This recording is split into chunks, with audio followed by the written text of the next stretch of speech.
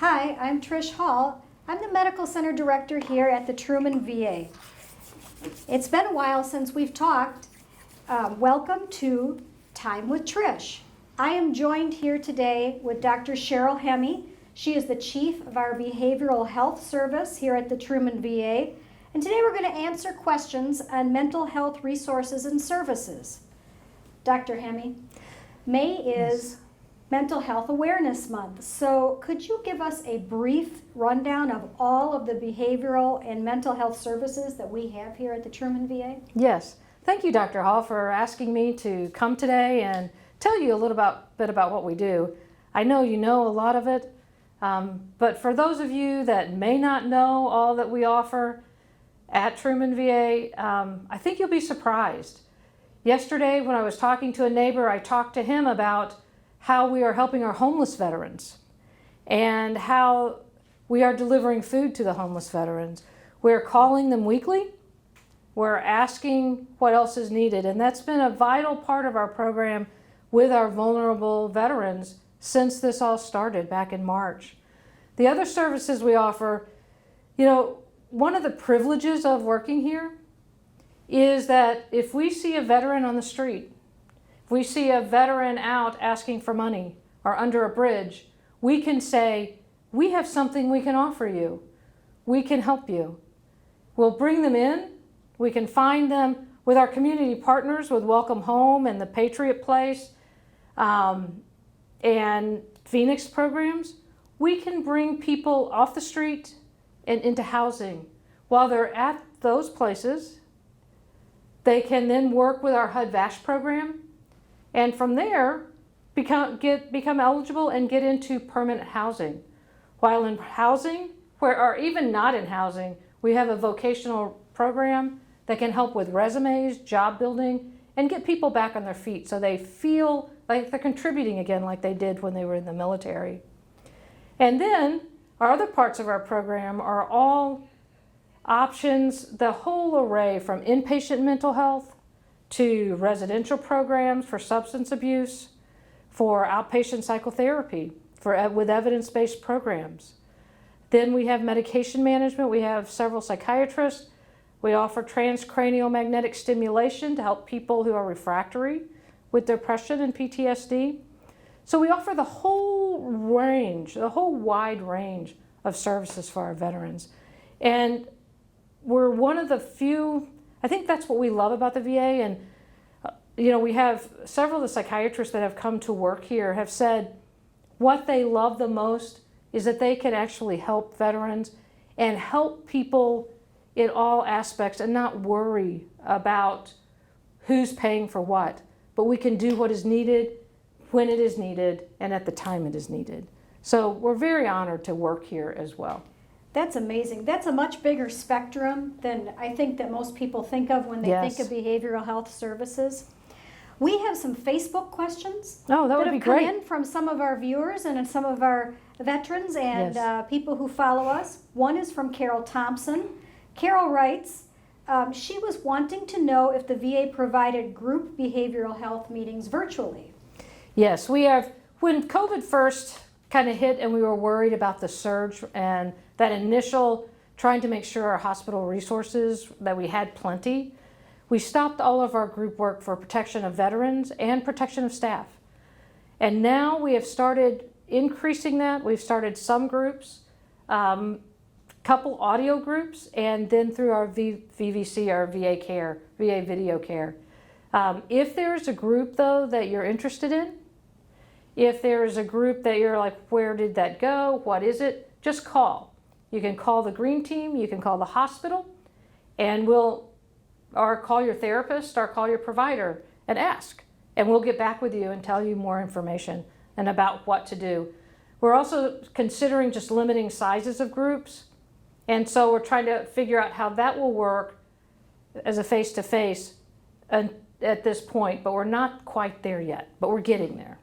Well, I really appreciate you thinking about the safety of our veterans and our community, because we're all part of the community, but while trying to bring those groups back either virtually or together, because groups are such an important aspect of the delivery of mental health services. We have another question. Okay. David Rosato writes, asks about how the VA is using technology to meet behavioral health needs of veterans. Are there short and long-term goals anticipated? Yeah, I think this has been one of the more exciting things, if I can say exciting things during this Sure. time, is how our providers and our veterans have embraced technology. And our ability to do the VA Video Connect has really increased.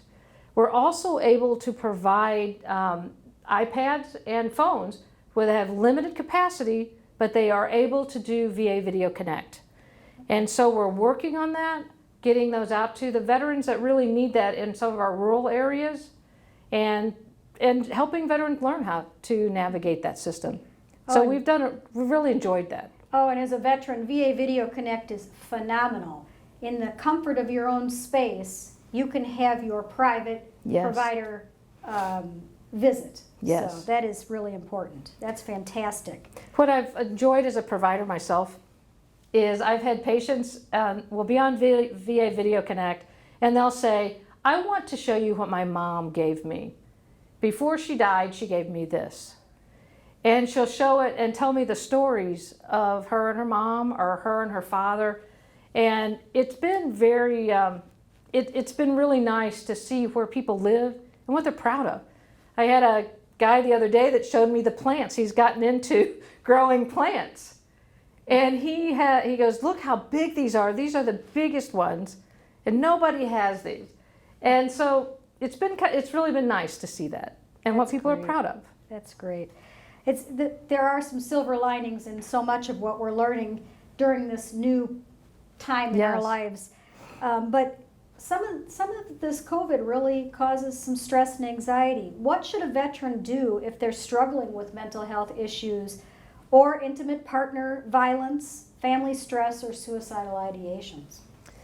I think the first thing is sometimes I think veterans feel like they're different or isolated. But right now with what's going on, we are all feeling a collective sense of anxiety, depression, especially people that have lost their jobs. They're at home and really pretty isolated. And so first off, I want to tell every veteran, you are not alone out there. We are all here for you, and other people in the community are here too. And so as you're kind of struggling with what do I do, how do I handle this, it is a common feeling. And I know some people have taken that anxiety, some of my veterans like growing plants, and they've channeled that anxiety into kind of positive, hopeful things after they've kind of dealt with some of that. And then there are other veterans and other people, and not just veterans, who have felt so alone and so scared that they've reverted back into some of the substance abuse, alcohol, the depression, to the point that they start thinking about suicide. And so what people can do is, one is, as we're making calls to our veterans who are more on our high risk list and people that we're very concerned about will be calling, speak up. Say, yes, I really am having a hard time. Because when we're calling, we want to know. We want to know so we can help. So speak up and ask us what else is there. If it's the middle of the night and there's problems, call the Veteran Crisis Line. And we'll have that number on this, so everybody will have that. You can call the Veterans Crisis Line at night. You can call us during the day, or the Veteran Crisis Line at any time. But call us. If you're experiencing violence at your home, this is a tricky situation. I've talked to our intimate partner violence person on this, and she is very careful to maintain confidentiality. You can have code words when you talk with her, so she will know not to bring anything up. So just if you can call us, we can figure out a way to get in touch with you and keep it confidential and private for your safety. But just let us know and reach out. That's great. And it really really, truly, this time for stress is, everybody's feeling it. Oh my goodness, yes. So, are there any other virtual resources that our viewers can tap into for stress reduction? You know, the virtual resources have really kind of popped up, and every time you look on Facebook, it has the walking app. I mean, that's the one I'm using now. I mean, so, and they have the mindfulness. But I think the easiest place for veterans is to go to the VA app. If you go to the VA app and you open it up, you'll see VA Video Connect. You'll see VA Launchpad.